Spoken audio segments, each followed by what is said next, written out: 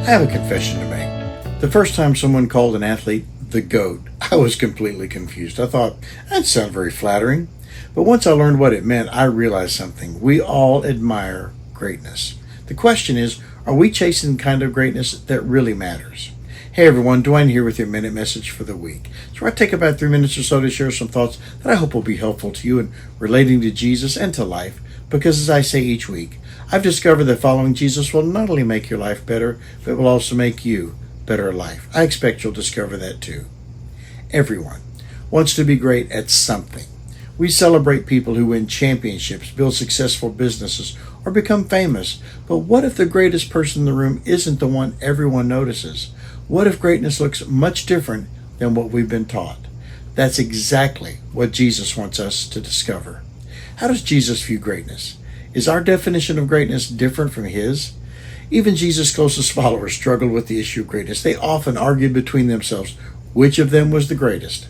Being the greatest in our definition tends to mean we're the best, first, and recognized for who we are and what we do. Jesus turns that way of thinking upside down for those who follow him. Instead of the greatest being the rich, powerful, beautiful, and athletic, Jesus tells us that in his kingdom, things are just the opposite. One of Jesus' closest followers wrote what Jesus said about being the GOAT.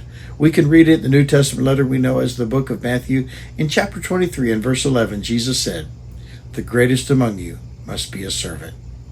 Christians may refer to themselves as servants, but are seldom content to be treated as servants. We easily adopt the world's ways of looking at greatness. Instead of climbing our way to the top, Jesus teaches us that we're to humble ourselves and serve others. In his eyes, the one who serves is the greatest. Jesus demonstrated this in his everyday life, especially when he knelt and washed his disciples' feet. The towel is greater than the trophy. The world will estimate your importance by the number of people who are serving you. Jesus is more concerned with the number of people you are serving. The world applauds power, but Jesus celebrates service. Success asks, who's serving me? Jesus asks, who am I serving? As followers of Jesus, let's strive to be the GOAT. Instead of pushing our way to the top, let's do as Jesus did, take up our towel and serve others. Not only will others be ministered to and blessed, but we'll discover the greatness that comes from being a servant. You never look more like Jesus than when you're serving someone else. Remember, the towel is greater than the trophy. Thank you for watching today. If this encouraged or helped you, share it to your Facebook page or share it with someone who needs this reminder today. Until next time, I pray you have a very blessed week.